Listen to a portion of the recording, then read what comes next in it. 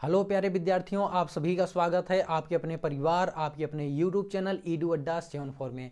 प्यारे विद्यार्थियों, हम लोग का ये मेंस्ट्रुएशन का क्लास 5 है। हमने यहाँ पे क्लास 1, क्लास 2, क्लास 3 बहुत अच्छे से एक एक क्वेश्चंस को बहुत अच्छे से डिस्कस करते हुए समझा है भाई। ठीक, एक और क्लास हम मेंस्ट्रुएशन पे लेके आएंगे, उसके बाद हमारी क्लास पूरी खत्म। हम अच्छे से आपको मेंस्ट्रुएशन तब तक बता चुके होंगे। ठीक है, उसके बाद हम सोच रहे हैं आपको प्रैक्टिस सेट करवा दें कुछ रीजनिंग का। ठीक है, मोस्ट इंपॉर्टेंट रीजनिंग के क्वेश्चंस का कुछ प्रैक्टिस सेट करवा दें, तब हम जाके हमारी एक तैयारी होगी, अच्छे लेवल की हो जाएगी। ठीक है, जो भी 3-4 दिन एग्जाम बचा है हम उसमें क्या करेंगे, प्रैक्टिस सेट लगा के जाएंगे रीजनिंग का। रीजनिंग और मैथ में आपको पूरा में पूरा करके आना है भाई, बहुत ज़्यादा टफ क्वेश्चन नहीं रहेगा, पूरा में पूरा करके आपको आना ही होगा। बस क्लास को आप अच्छे से देखिए, हर एक क्वेश्चन आपको बहुत ईजिली समझ में आएगा। और एक बार असम राइफल वाले विद्यार्थियों से मैं कहना चाहूँगा, मेंसुरेशन में उन्हें ज़्यादा मेहनत करने की ज़रूरत नहीं है, सिर्फ आप सूत्र याद करके जाइए और समझ लिखे, ये नहीं बस रट के चले गए LBC कुछ क्या है कुछ पता ही नहीं है। ठीक, सूत्र को ही आपको अच्छे से समझ के जाना है, उसी के बेस्ट पे क्वेश्चन आएंगे, बहुत इजीली आप लगा के चले आएंगे। ठीक है, नहीं आएंगे तो आप मुझे कमेंट में ज़रूर बताना, ठीक है, कि नहीं आया सर। बिल्कुल आपका जो भी सवाल आएगा सूत्र पे बेस्ड ही रहेगा। ठीक, और ये देखिए, ये जो क्लासेस चल रही हैं ये उन सभी विद्यार्थियों के लिए भी है जो ग्रुप डी का तैयारी कर रहे हैं भाई। ग्रुप डी का भी एग्ज़ाम आपके पास में है, तो उन सभी के लिए यह भी मोस्ट इम्पॉर्टेंट, यहाँ से मोस्ट इम्पॉर्टेंट क्वेश्चन है। ठीक है, देखिए ये जो क्लास है ना, ये असम राइफल से मैं थोड़ा ऊपर लेके चल रहा हूँ। ठीक है, इतने टफ क्वेश्चन आपके असम राइफल एग्ज़ाम में नहीं आएंगे। ठीक है, आई होप कि आप ग्रुप डी का भी तैयारी कर रहे होंगे, तो ये ग्रुप डी के वाले विद्यार्थियों के लिए भी मोस्ट इम्पॉर्टेंट है, ग्रुप डी के लेवल से बहुत ही ज़्यादा मोस्ट इम्पॉर्टेंट है। और उन विद्यार्थियों के लिए भी मोस्ट इम्पॉर्टेंट है जो भाई यूपी पुलिस कांस्टेबल का तैयारी कर रहे हैं। आई होप कि आपको यह चीज़ समझ में आया होगा। इवन मैं कह सकता हूँ वनडे एग्ज़ाम का जो आप तैयारी कर रहे हैं उन सभी के लिए मोस्ट इम्पॉर्टेंट है मैथ, जो हम यहाँ से आपको बता रहे हैं। तो चलिए बिना लेट किए हुए शुरू करते हैं आज की क्लास, बहुत अच्छे से समझने की कोशिश करेंगे एक एक क्लास को। तो अब हम फोटो को बाय कहते हैं भाई, अब चलते हैं डायरेक्ट अपने स्क्रीन पे। ठीक है, चलिए बाय फोटो जी, फोटो। ओके, इस क्वेश्चन को पहले अच्छे से पढ़ेंगे फिर इसे सॉल्व करेंगे। देखिए पहला क्वेश्चन है यहाँ पे आपके स्क्रीन पे, ये पहला क्वेश्चन है। ठीक, किसी अर्धवृत्त का परिमाप 36 सेमी है तो इसका व्यास क्या होगा। क्या क्वेश्चन है भाई, किसी अर्धवृत्त का परिमाप कितना है, 36 सेमी है, तो इसका व्यास क्या होगा। चलिए हम यहाँ पे एक अर्धवृत्त बना लेते हैं फाइनली। ठीक, चलिए मान लीजिए ये हम ऐसे बना लिए भाई, ये आपका क्या हो गया, अर्धवृत्त।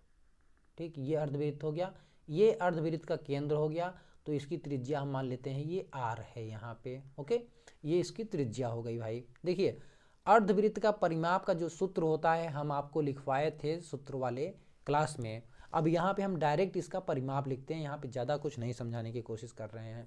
तो परिमाप क्या होता है, पाई आर।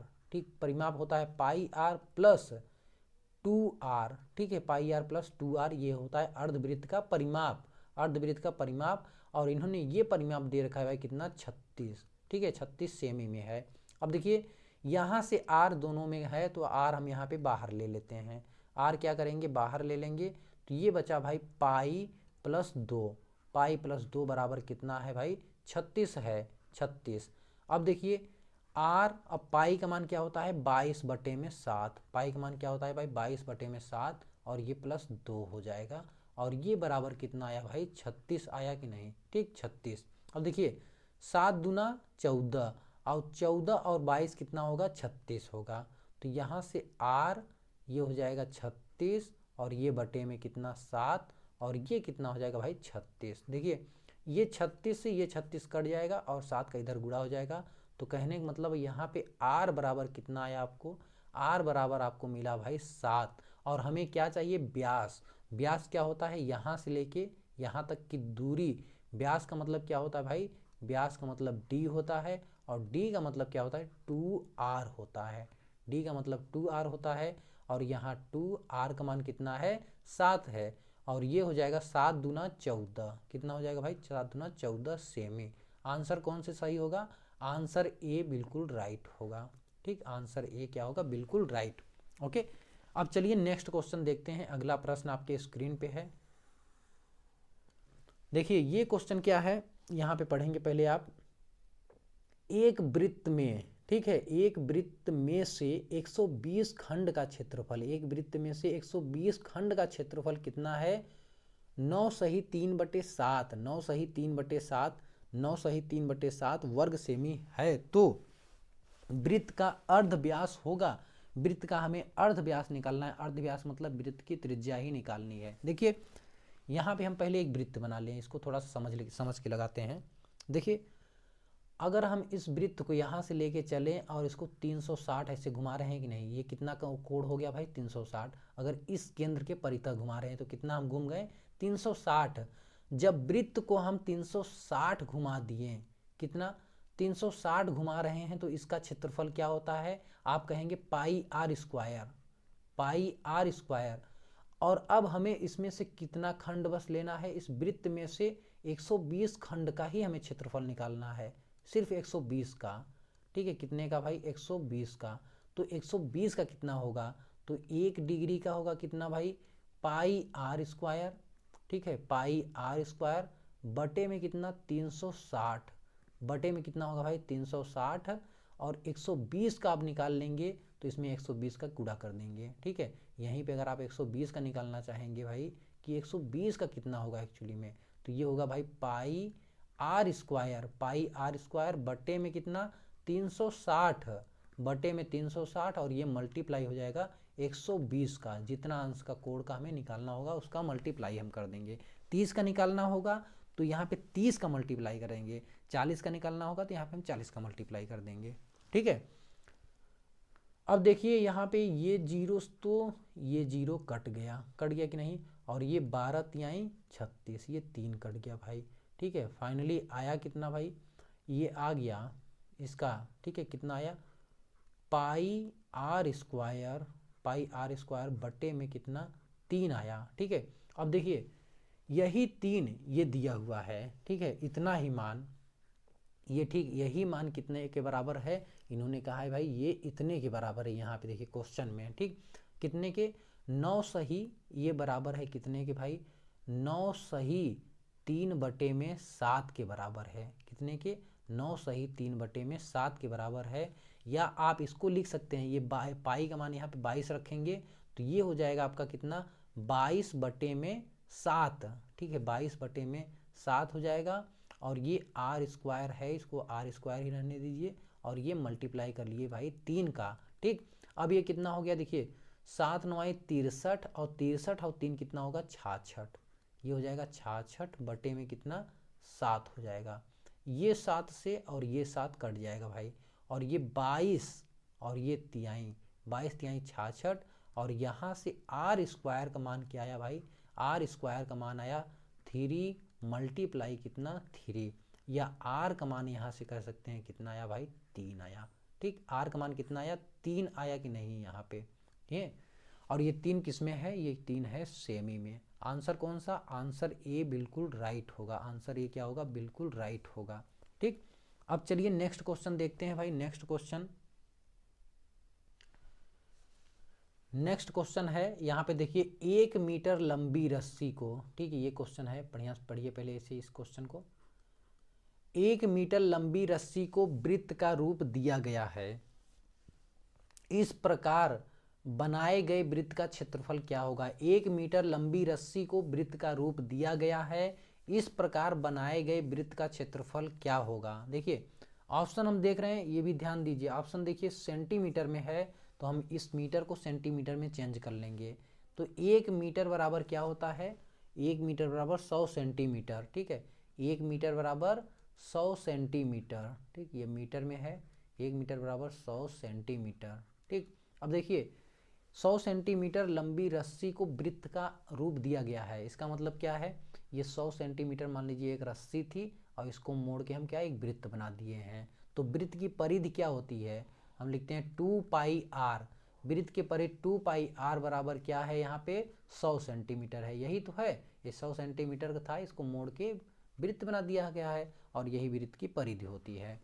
ठीक, तो यहाँ से हम निकाल सकते हैं, देखिए ये और ये कट जाएगा, 2 से 100 को काटेंगे कितना आ जाएगा भाई? 50 आ जाएगा कि नहीं?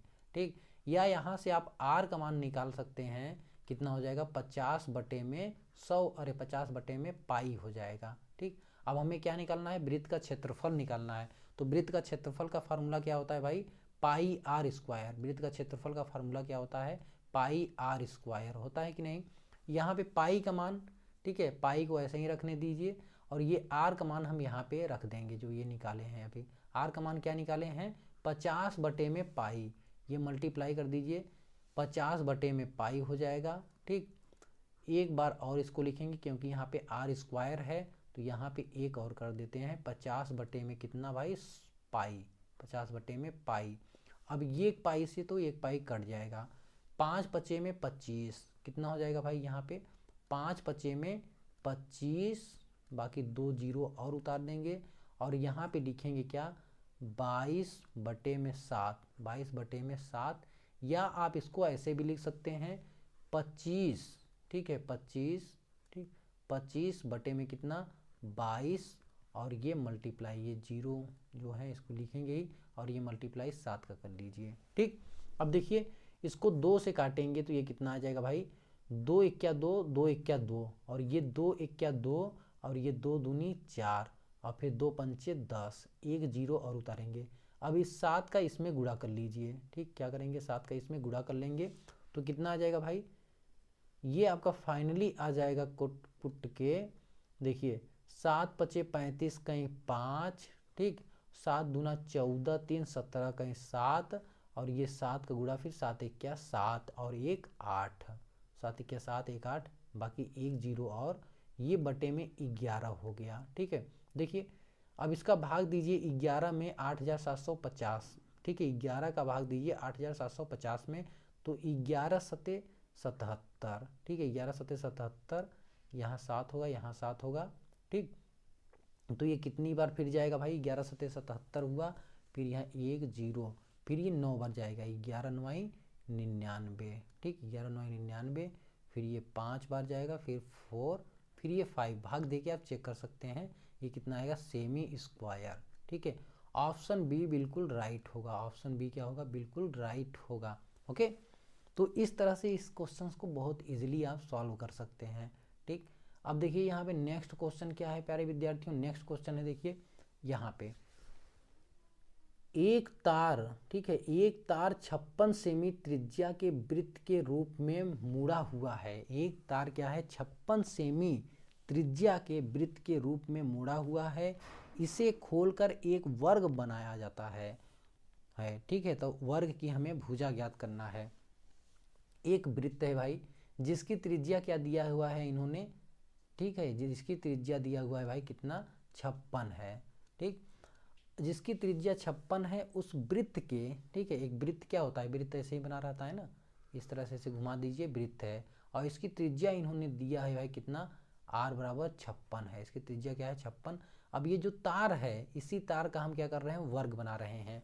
तो आप कह सकते हैं कि देखिए इस तार का हम वर्ग बना रहे हैं, अगर आप समझे होंगे तो आप कह सकते हैं इस वृत्त की जो परिधि होगी वो बराबर होगी वर्ग के परिमाप के। ठीक है, वर्ग के परिमाप के, परिमाप और परिधि, देखिए परिमाप क्या होता है एक बार फिर से मैं आपको रिपीट कर दूं, देखिए इसी तार को हम अब पकड़ के क्या वर्ग बना दे रहे हैं ऐसे, ठीक है इसी तार को। और परिधि क्या होती है इसके, ठीक है इसकी लंबाई, इसकी लंबाई, यहाँ पे ये परिधि होगी वृत्त में, परिधि इसे कहते हैं, और वर्ग में इसी परिधि को हम परिमाप कहते हैं, क्या कहते हैं, परिमाप कहते हैं। तो वर्ग का परिमाप मतलब वर्ग का परिमाप क्या होगा भाई, सभी भुजाएं बराबर होती हैं और सभी भुजाएं बराबर होती हैं, कितनी भुजाएं हैं, 4 भुजाएं हैं, तो वर्ग का परिमाप होगा 4a, और ये 4a बराबर होगा इस वृत्त की परिधि के। वृत्त की परिधि क्या होती है 2 पाई और r, ये वृत्त की परिधि होती है। ठीक है, अब यहाँ से हम रख देंगे 2 रखेंगे, पाई का मान क्या होता है भाई 22 बटे में 7, पाई का मान क्या होता है 22 बटे में 7, और इस r का मान क्या है 56 है, r का मान क्या है 56 है, मल्टीप्लाई ये हो गया 4a। ठीक है 4a, इसको काट लेंगे आप, इसको काट लेंगे, ठीक कितने से काटेंगे भाई, ये 7 वट है 56, और ये 4 दूनी, ठीक है 4 दूनी क्या होगा 8 होगा। ठीक, अब देखिए 2 और ये 2 4 हो जाएगा, मतलब यहाँ पे a बराबर आपको क्या मिला 4 मल्टीप्लाई कितना भाई 2 मिला 22 मतलब, और यहाँ से a बराबर आप कह सकते हैं ये 22 में 4 का गुणा करेंगे तो कितना आ जाएगा भाई, 4 दूनी में 8, 4 दूनी में 8 सेमी। ठीक, वर्ग की भुजा कितना है भाई, वर्ग की भुजा है 28 सेंटीमीटर।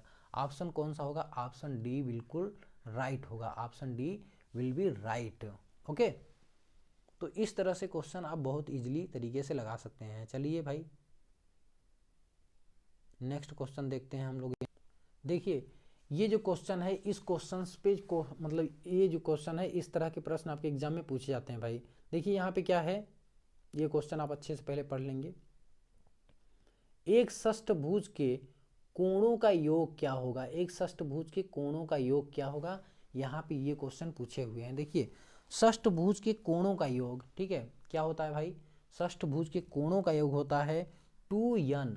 देखिए षष्ठभुज के कोणों का योग 2n माइनस 4, और ये मल्टीप्लाई होता है भाई 19 डिग्री। ठीक है, क्या होगा 19 डिग्री, 2n माइनस 4 और यहाँ पे 19 डिग्री, ये षष्ठभुज के कोणों का योग होता है। देखिए षष्ठभुज के कोणों का योग। अब देखिए यहाँ पे हम क्या करेंगे, ये यन क्या है, भुजाएं हैं, षष्ठभुज में कितनी भुजाएं होती हैं, तो यन बराबर यहाँ पे हम 6 रख देंगे। यन बराबर क्या रखेंगे, 6 रखेंगे। ठीक है, आप इसका आंसर हमें कमेंट में जरूर बताइए। अब इतना ही आपको करना है, यन बराबर यहाँ पे 6 रख के बाकी कैलकुलेशन करके निकाल देना है भाई। ठीक है, इसका आप हमें आंसर कमेंट में जरूर बताइए। चलिए नेक्स्ट क्वेश्चन देखते हैं। किसी आयताकार मैदान की लंबाई, किसी आयताकार मैदान की लंबाई l और इसकी चौड़ाई b, ठीक है, इसकी चौड़ाई b में अनुपात जो है भाई वो 2 कितने का है, 1 का है, 2:1 का है। तो मैदान का क्षेत्रफल, ठीक है, मैदान का क्षेत्रफल इन्होंने दे रखा है कितना, 72 वर्ग सेमी। मैदान का क्षेत्रफल कितना है, 72 वर्ग सेमी। तो मैदान की लंबाई क्या होगी। ठीक है, अगर हम माने कि इसकी लंबाई 2x है तो इसकी चौड़ाई कितना होगी भाई, 1x, इसकी चौड़ाई कितना होगी 1x। और इन दोनों का जब हम गुणा कर देंगे तो ये इसका क्षेत्रफल हो जाएगा, और इसका क्षेत्रफल कितना है 72 वर्ग मीटर, 72 है। ठीक है, अब देखिए यहाँ से हो जाएगा भाई 2x square is equal to कितना 72, या x square is equal to कितना होगा। देखिए ये हो जाएगा भाई 2 से 72 को काटेंगे कितना, 2 तिहाई 6 और 2 छके 12, 36 हो गया। या x बराबर 6 6 का 36, मतलब x बराबर 6 हो जाएगा। x बराबर कितना होगा, 6 हो जाएगा। ठीक है, अब हमें क्या चाहिए, इस मैदान की लंबाई, मैदान की लंबाई कितना है, यहाँ पे देखिए 2x है तो 2x चाहिए, मतलब 6 दूना 12। मैदान की लंबाई कितना होगा भाई, यहाँ पे 2x कर देंगे, मतलब 2 × 6 और ये कितना हो गया 12 मीटर। ठीक है, 12 मीटर। आंसर ए बिल्कुल राइट होगा। ओके, आंसर ये क्या होगा, बिल्कुल राइट होगा। ओके प्यारे विद्यार्थियों, तो आज के लिए बस इतना ही रखते हैं भाई। एक और वीडियो हम मेंसुरेशन पे आपको लाएंगे। बाकी हम लोग का ये चैप्टर ख़त्म हो गया है, जितना क्वेश्चन हो सकता है हम आप में से करा दिए हैं। अब आपके एग्ज़ाम में इतने ही लेवल के क्वेश्चन पूछे जाएंगे भाई। ठीक है, चलिए आज के लिए बस इतना रखते हैं। Thank you for watching my video.